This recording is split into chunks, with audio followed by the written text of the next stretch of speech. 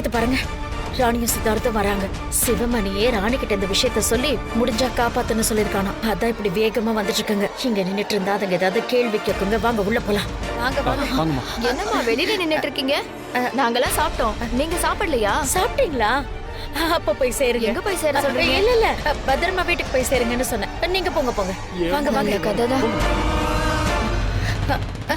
வேண்டாம், இப்படி வேண்டாம். என்னம்மா? இப்படி போலாம். சரி வாங்க.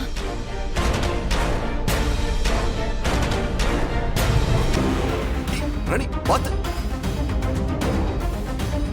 இன்னும் கொஞ்சம் வச்சுக்கோங்க. நல்லா பசிக்கும் போது சாப்பிடல ஒரு சுகம் இருக்கு. நல்லா இருக்கு.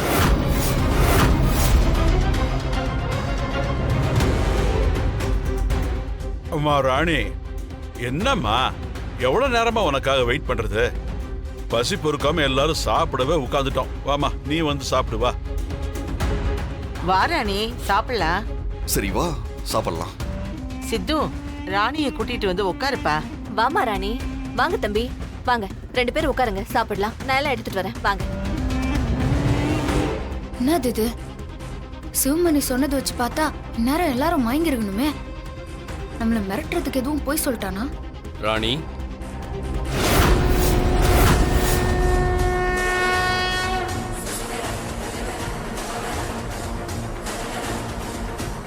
அம்மா என்னம்மா சாப்பிட்டா செத்துருவாங்க நீங்க? இங்க எல்லாரும் நல்லா இருக்காங்க, என்ன நடக்குதுங்க? அதான் எனக்கு ஒண்ணும் புரியல.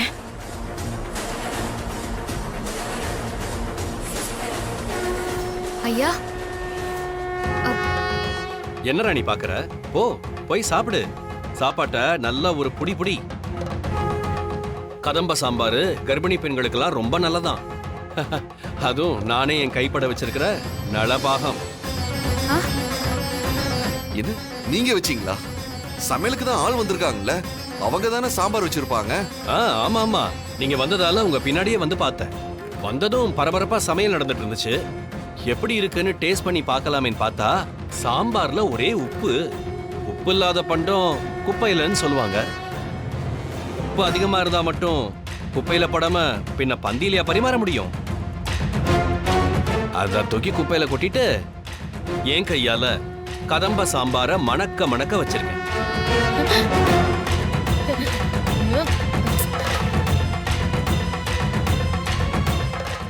போமா, போய் சாப்பிடு. அப்பா சிவபெருமானே, இப்படி பயந்து ஓடி வந்த ஐயாவே எல்லா பிரச்சனையில இருந்தும் நம்மள காப்பாத்திட்டாரு.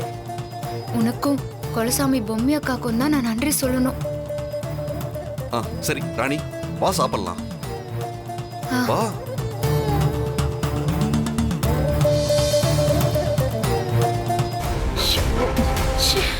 அம்மா என்னம்மா இந்த பிளான சொதப்பிடுச்சு, எதுவுமே நடக்கல. சாப்பாட்டுல விஷம் கலந்திருக்கு. மொத்த பேரும் சாப்பிட்டு சாகட்டும், அதை கொண்டாடி நாம விருந்து சாப்பிடலாம் அப்படின்னு சந்தோஷப்பட்டேன். ஆனா கடைசியில அந்த ராணி கூட்டிட்டு வந்த பைத்தியக்காரன் திடீர்னு வந்து எல்லாத்தையும் கெடுத்து விட்டுட்டான். உடனே இந்த விஷயத்த சிவமணிக்கு ஃபோன் பண்ணி சொல்லணும். ஃபோன் பண்ணுங்க.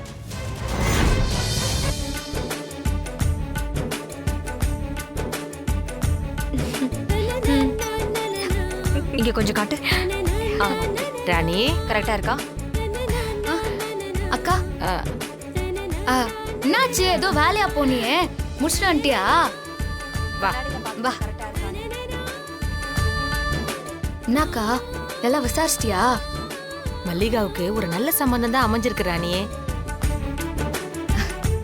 அக்கா, ஒரு தடவைக்கு 2 தடவை நல்லா விசாரிச்சிட்டல. மாப்பிள்ளை பையன் ரொம்ப தங்கமான பையன். அவரோட அப்பா அம்மாவும் ரொம்ப நல்லவங்களா தான் இருக்கிறாங்க. கண்டிப்பா அது தப்பான குடும்பமே இல்ல. எப்படியோ மல்லிகாவுக்கு ஒரு நல்ல குடும்பத்துலதான் வாழ்க்கை அமைஞ்சுக்குது. இது ஓகே வாங்க. Almost over Darshini. சூப்பரா இருக்கு. போதும் நினைக்கிறேன். என்ன மல்லிகா, மாப்பிள்ளைய புடிச்சுக்குதா? அண்ணி, நீங்க கவனிக்கவே இல்ல? என்ன?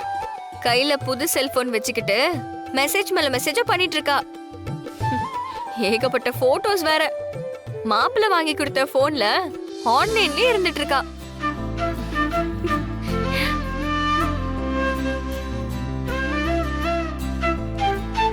நீ எப்பவும் சந்தோஷமா இருக்கணும் மல்லிகா.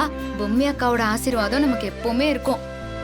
பொம்மி அக்கா காண்டி உசுரோட இருந்திருந்தா இந்த கண்ணாலத்தை எப்படியெல்லாம் செய்யுமோ அதே மாதிரி நான் இந்த கண்ணாலத்தை ஒரு குறையும் இல்லாம சிறப்பா நடத்தி கொடுக்கணும். அதான் என் ஆசை.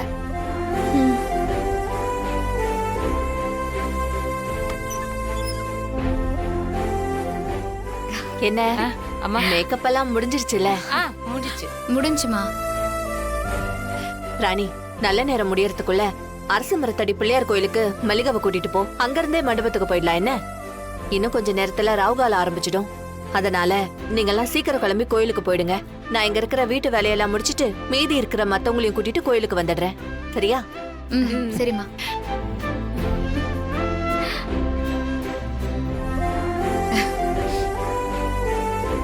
பொம்மை மாதிரி அழகா இருக்கிற. வா.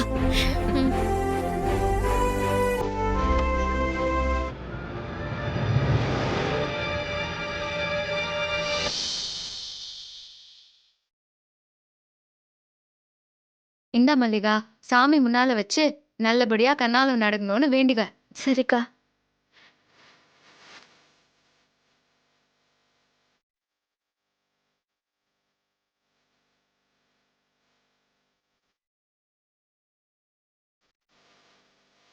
தாத்தா பாட்டி காலில் விழுந்து ஆசீர்வாதம் வாங்கிக்கோ போ. தாத்தா ஆசீர்வாதம் பண்ணுங்க. நல்லா இருக்கும். நல்லா இருக்கு. நல்லா இருமா, சந்தோஷமா இரு. வாழ்க்கை நல்லா இருக்குமா? நல்லா இருமா.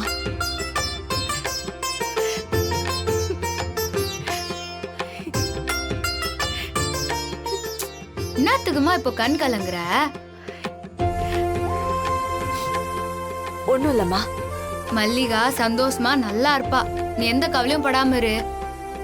எல்லாருமா சேர்ந்து நல்லபடியா இந்த கல்யாணத்தை நடத்துறீங்கல்ல, அந்த சந்தோஷத்துல வர கண்ணீர் தான் இது. மல்லிகா போலாமா? தர்ஷினி, சித்தி, வாங்க எல்லாரும் போலாம். போலாமா? போலாம். வாங்க போலாம். அக்கா, அம்மா வீட்ல இருக்குது, கூட இருந்து என்ன ஏதுன்னு பாத்துட்டு அவங்களோட வந்துரு. நீ கவலைப்படாம போ, நான் பாத்துக்கிறேன் ராணி. சரி, எல்லாரும் போலாம். போயிட்டு வா. சரி, போலாமா? கிளம்புங்க, போலாம். வாங்க. வாங்க போலாம். வா. நீங்க போங்க, நாங்க வரோம். பொண்ணழைப்பு நடத்துறாளா? இன்னும் கொஞ்ச நேரத்துல இந்த வீட்ல ஒரு பெரிய பாம்பு வெடிக்க போகுது. அது தெரியாம இவ ஆடிக்கிட்டு இருக்கா. அத்தை, என்ன சொல்றீங்க? புதுசு புதுசா விஷயத்த சொல்றீங்க. பழசையே பண்றதுக்கு நாம எதுக்கு? எல்லாம் போர் அடிச்சு போச்சு. புதுசா பண்றதுதான் என் ஸ்டைல். நடக்க நடக்க நான் எல்லாத்தையும் சொல்றேன், அது அப்படியே நடக்கும். சரி சரி, நாம இங்க நின்னா ராணிக்கு டவுட் வரும். எதுவுமே தெரியாத மாதிரி நாமளும் பொண்ணு பின்னாடியே கிளம்பி கோயிலுக்கு போயிடுவோம். வாங்க. வா.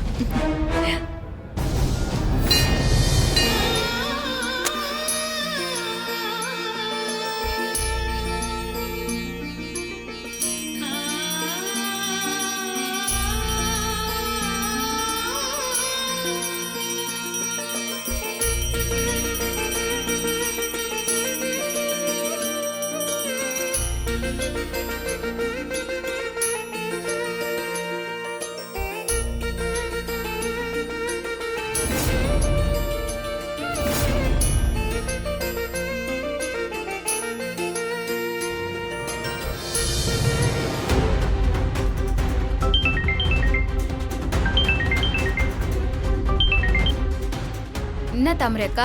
ஏ ராணி, கொஞ்சம் தள்ளி வந்து பேசுடி. ஹலோ அக்கா, கேக்குதா? ஹலோ. அக்கா இரு, இங்க சிக்னல் கேக்கல, வெளியே வரேன்.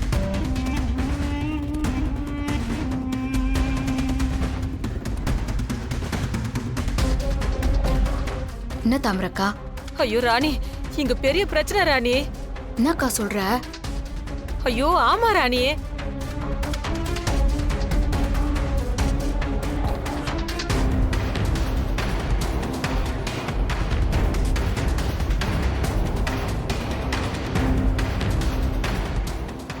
சரி ராணி. சரிக்கா, நான் எப்படியாவது இவங்களெல்லாம் மண்டபத்துக்கு அனுப்பி விட்டு நாங்க கிளம்பி வந்துடுறேன். சரியா? சரி.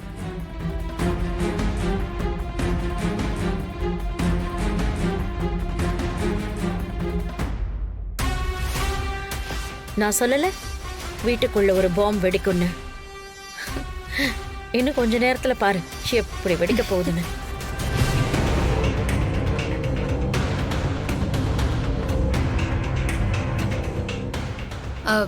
எல்லாரும் பொண்ணு அழைப்ப முடிச்சுட்டு மல்லிகா வெட்டுன்னு மண்டபத்துக்கு போயிருங்க. வீட்ல எனக்கு ஒரு சின்ன வேலை இருக்குது. நான் வீட்டுக்கு போய் அதெல்லாம் முடிச்சுட்டு நேரா கல்யாண மண்டபத்துக்கு வந்துடுறேன். தர்ஷினி என்ன காரணமா போறான்னு கேளு. இங்க பாரு தர்ஷினி, ஒரு பிரச்சனையும் இல்ல, சொல்று. என்ன ராணி, என்ன அவசரமா போகணுங்கிற? ஏதாவது பிரச்சனையா? நாங்க வேணா ஏதாவது ஹெல்ப் பண்ணணுமா? இல்ல இல்ல, நீங்க எல்லாரும் நேரா மண்டபத்துக்கு போயிருங்க. நான் போய் என்ன எதுன்னு பார்த்துன்னு வந்துடுறேன். சரி. மல்லிகா, ஐயோ மல்லிகா, மல்லிகா உங்க வீட்ல ஏதோ பிரச்சனைடி. உங்க வீட்ல சண்டை போடுற மாதிரி பேசிக்கிறாங்க. கல்யாணமே நின்னு போற அளவுக்கு பேசிக்கிறாங்க. ரொம்ப பிரச்சனையா இருக்கு. ஐயோ, யாராண்ட மறைக்கணும்னு நினைச்சனும் எல்லாரும் முன்னாடியும் சொல்லிட்டாங்களே. என்னம்மா பிரச்சனை? எனக்கு தெரியலங்க, நீங்களே போய் கேட்டுக்கோங்க. என்னங்க இந்த பொண்ணு இப்படி சொல்லுங்க? என்ன சொல்லிட்டு போறா? இங்க பாரு, அக்கா இருக்கிறேன்ல, நான் எல்லாத்தையும் பாத்துக்கிறேன். ஒரு பிரச்சனையும் இல்ல.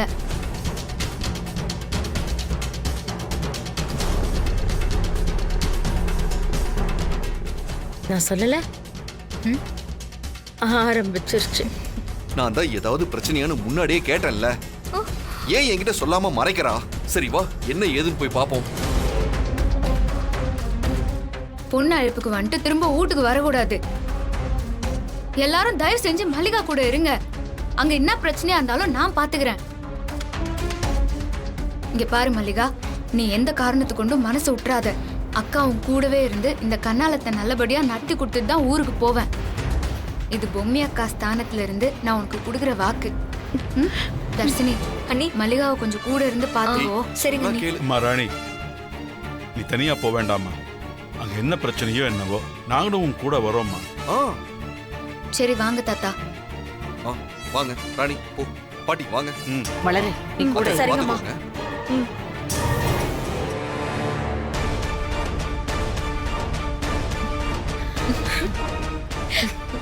வாங்க, நாமளும் போய் பாப்போம். வெடிய வச்சு கொண்டாட நமக்கும் ஒரு விஷயம் வேணும்ல. போலாம்.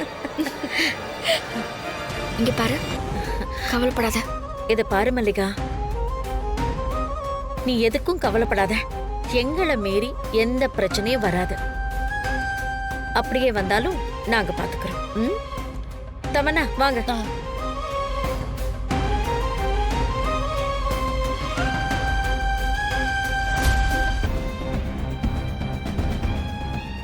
நீ ஒன்னும் கவலைப்படாதம்மா, உனக்கு எந்த பிரச்சனையும் வராது.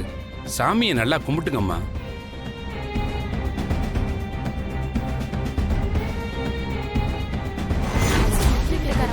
எங்க பையன் உங்க பொண்ணு கழுத்துல தாலியே கட்ட மாட்டான். என்னதான் பண்ணு இந்த குடும்பம்? இத பாருங்க, நீங்க மாப்பிளைக்கு அத்தை முறையா இருங்க இல்ல ஆயா முறையா இருங்க, அத பத்தி எல்லாம் எனக்கு கவலை இல்ல. பேச்சுல ஒரு நியாயம் இருக்கணுங்க. இப்படி அநியாயமா பேசினா எப்படி? ஓ, நாங்க பேசுறது உனக்கு அநியாயமா இருக்கா? நல்லா எங்க அண்ணன் தலையில மிளகா அரைச்சுட்டு இதுவும் பேசுவீங்க, இதுக்கு மேலேயும் பேசுவீங்க. என்ன சொல்றதா இருந்தாலும் கல்யாண பேச்சு பேசணும்ல, அப்பவே நீங்க சொல்லிருக்கணும். நாளைக்கு கல்யாணத்தை வச்சுக்கிட்டு இன்னைக்கு வந்து பேசினா என்ன அர்த்தங்க? ராணி, ஏக்கா, ஏக்கா, என்ன காச்சு? ஐயோ, உள்ள பெரிய பிரச்சனையே போய் நிக்குது. வாங்க வா.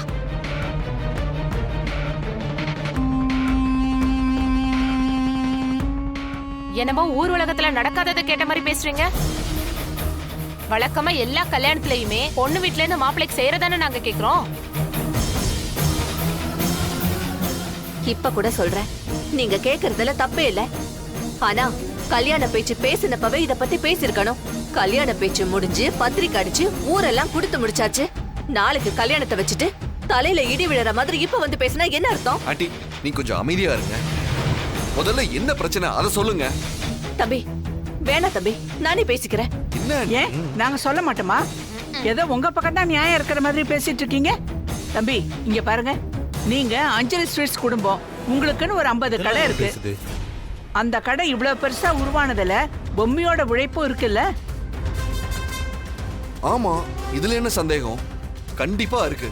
அத நானே ஒத்துக்கிறேனே. மல்லிகா என்ன வேற வீட்டு பொண்ணா? பொம்மியோட தங்கச்சி தானே? மல்லிகா கல்யாணத்துல அதுக்கு நியாயமா என்னென்ன செய்யணுமோ அத உங்ககிட்ட வாங்கி செய்யுங்கன்னு சொன்னோம். இந்த அம்மா என்னடானா நாங்க என்னமோ உங்க குடும்பத்தையே கொள்ளையடிக்க வந்த மாதிரி எங்களை அசிங்கப்படுத்தி பேசிட்டு இருக்காங்க. ஏய், கூட பிறந்தவங்களாச்சேன்னு சும்மா விடுற.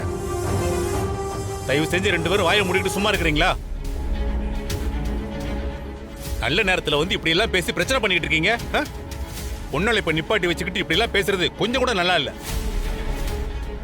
நீ பேசாம இருந்த. நீ சரியான வாயில்லாத பூச்சி. நம்ம பையனோட அருமை பெருமை உனக்கே தெரியலன்னா அப்புறம் அந்த ஊர்ல இருக்கிறவங்களுக்கு எப்படி தெரியும்? நல்லது கெட்டது எதையும் யோசிக்க மாட்டேன். நாம என்ன நமக்காகவா கேக்குறோம்? பொண்ணு எல்லாத்தையும் கொண்டு வந்துச்சுன்னா அதை வச்சு அவங்க வருங்காலத்தை அவங்க பாத்துக்க போறாங்க. இங்க பாரு அலமேலு, நீ இங்க வந்து இதெல்லாம் பேசுறது ரொம்ப ரொம்ப தப்பு. எதுவா இருந்தாலும் இந்த கல்யாண பேச்சு ஆரம்பிக்கும் போதே நீ கேட்டிருக்கணும். இப்படி நெருக்கத்துல வந்து கேட்டு அவங்கள தர்ம சங்கடத்துக்கு ஆளாக்குறது ரொம்ப தப்பு. ஆமா காவேரி, நீங்க 2 பேரும் கொஞ்சம் அமைதியா இருங்க. உங்க அண்ணனுக்கு தலைக்குனிவை உண்டு பண்ணிடாதீங்க. இந்த பாருங்க, ஆளுக்கு பேச வேணாம். மல்லிகா ஏன் தங்கச்சி, அவளுக்கு என்ன பண்ணணும் ஏது பண்ணணும்னு எனக்கு நல்லாவே தெரியும். நீங்க வாய் திறந்து கேட்கணுங்கிற அவசியமே இல்ல. அவளுக்கு செய்ய வேண்டிய முறைய கரெக்டா நாங்களே செஞ்சிருவோம். புரிதா? அதுதான் என்னன்னு கேக்குறோம். பாருங்கம்மா, வேணியையும் சரி மல்லிகாவையும் சரி எங்க குடும்பத்துல ஒருத்தங்களா தான் நாங்க நினைக்கிறோம். பொம்மி எங்க வீட்டு மகாலட்சுமி மட்டும் இல்லை. அவ எப்ப இறந்து போனாலோ அப்பல இருந்து அவ தான் எங்க வீட்டு குலதெய்வமே. அவ இருந்தா என்ன செய்வாளோ அதை விட அதிகமா தான் நாங்க செய்வோம். நீங்க எல்லாம் பெரிய இடம் சார். இப்ப பேசுறீங்களே நம்பி நாங்க கல்யாணத்தை பண்ணிட்டோம்னா அப்புறம் வேற மாதிரி பேசினா நாங்க என்ன பண்றது? எதுவா இருந்தாலும் நீங்க என்ன பண்ண போறீங்கன்னு இப்பவே எழுதி கொடுங்க. அப்படி இல்லன்னா எங்க பையன் உங்க பொண்ணு கழுத்துல தாலியே கட்ட மாட்டான். இந்தாமா, மரியாதை கொடுத்து மரியாதை வாங்கணும். உங்க பேச்சே சரியில்லை. என்ன சரியில்லை? அப்படி என்ன தப்பா கண்டுபிடிச்சீங்க? அத்தை, என்னத்த இப்படி பேசுறீங்க? தயவு செஞ்சு எல்லாரும் கொஞ்சம் அமைதியா இருங்க. ஏன் இப்படி மானத்தை வாங்குறீங்க? இத பாருமா, எங்க வீட்டு ஆளுங்க மாதிரி எல்லாம் நான் அமைதியா பேசிட்டு இருக்க மாட்டேன். என்னோட அப்ரோச்சே வேற மாதிரி இருக்கும். வரதட்சணை கேஸ்க்கு எவ்வளவு நாள் தூக்கி உள்ள வைப்பாங்க தெரியுமா? கல்யாண நேரத்துல நெருக்கடி கொடுத்து மிரட்டுறீங்கன்னு ஒரே கம்ப்ளைண்ட் கொடுத்தா போதும், மொத்த குடும்பத்தையும் தூக்கி உள்ள வச்சிருவாங்க. பாக்குறீங்களா? என்னம்மா பூச்சாண்டி காட்டுறீங்களா? கம்ப்ளைண்ட் கொடுத்துதான் பாருங்களேன். நாங்களும் யாருன்னு காமிக்கிறோம். அதுக்கப்புறம் எப்படி கல்யாணம் நடக்கும்? என்னமோ உங்களுக்கு தான் போலீஸை பத்தி தெரியுங்கிற மாதிரி பேசுறீங்க. உங்களுக்கு மட்டும்தான் போலீஸ்ல ஆள் தெரியுமா? எங்களுக்கும் போலீஸ் தெரியுமா? தயவு செஞ்சு எல்லாரும் பேசாம இருங்க. ஆளுக்கு பேசினா பிரச்சனை பெருசாதான் ஆகும், முடிவுக்கு வராது. இந்த பாருங்கம்மா, நீங்க யார் பேசுறதையும் கேட்க வேணாம். நாங்க என்ன செய்ய போறோங்கிறத உங்களுக்கு சொல்றேன். அது பத்தலன்னா இன்னும் கேளுங்க. அதை விட்டுட்டு மேல மேல பேச வேண்டாம். அப்பா சரி, என்னன்னு இப்ப சொல்லுங்க. ஐயா, எங்களை மன்னிச்சிருங்க. இவங்க எங்களுக்கு தெரியாம இப்படி எல்லாம் பேசிட்டாங்க. அதெல்லாம் எதுவும் வேண்டாம். இல்ல, ஒரு பேச்சுன்னு வந்ததுக்கு அப்புறம் நாங்க என்ன செய்ய போறோங்கிறத சொல்லித்தான் ஆகணும். மல்லிகாவுக்கு 300 பவுன் நகை செய்யறதா நாங்க முடிவு பண்ணியிருக்கோம்.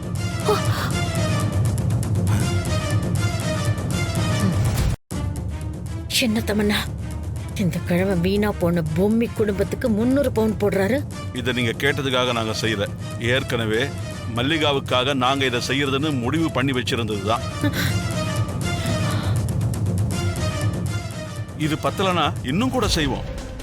ஏன்னா மல்லிகா எங்க வீட்டு பொண்ணு, வேணியும் என் பொண்ணுதான். அப்பா இல்லப்பா, இது தப்புப்பா, ரொம்ப தப்பு. காலேஜுக்கு போன பொண்ண என் பிள்ளைக்கு பிடிச்சிருக்குன்னு இவங்க தான் வலிய வந்து சம்மந்தம் பேசுனாங்க. இப்ப என்னடானா இப்படி மாத்தி பேசுறாங்க. வேண்டாப்பா. இருமா பேசிட்டு இருக்கேன்ல. இந்த நிமிஷம் வரைக்கும் இதெல்லாம் வேண்டான்னு தான் நாங்க சொல்றோம். பொண்ணு மட்டும் வந்தா போதும். ஏன்னா என் பையனுக்கு உங்க பொண்ண அவ்வளவு பிடிச்சிருக்கு. இவங்க 2 பேரும் தான் தேவையில்லாம பிரச்சனை பண்றாங்க. ஆஹாஹாஹாஹா. உங்க கூட வந்தவங்கள பேச விட்டுட்டு இப்ப நல்லவங்க மாதிரி நாடகம் போடுறீங்களா? உங்க நடிப்பெல்லாம் இங்க செல்லுபடி ஆகாது. அம்மா சாவித்ரி, கொஞ்சம் அமைதியா இருமா. நான் ஒருத்தன் இங்க பெரியவன் பேசிக்கிட்டு இருக்கும்போது ஆளாளுக்கு பேசினா என்ன அர்த்தம்? என்ன, நான் சொல்றதை கேட்டீங்கல்ல? 300 பவுன் நகை, அதை தவிர கல்யாண செலவு மொத்தத்தையும் நாங்களே பார்த்துக்கிறோம். இது பத்தலனா இன்னும் என்ன வேணும்னு சொல்லுங்க, அதையும் நாங்க செய்யறோம்னு சொல்லி எழுதி கொடுக்க தயாரா இருக்கோம். இந்த பொண்ணு அழைப்பு நடக்காம மல்லிகா கலங்கி போய் உட்கார்ந்துருக்கா. இதெல்லாம் ரொம்ப தப்புமா. எங்களுக்கும் சம்மதம் தாங்க. வாங்க எல்லாரும் அண்ணே கிளம்பலாம். அதெல்லாம் முடியாதுண்ணே. எதுவா இருந்தாலும் எழுதி கையெழுத்து போட்டு வாங்குங்க.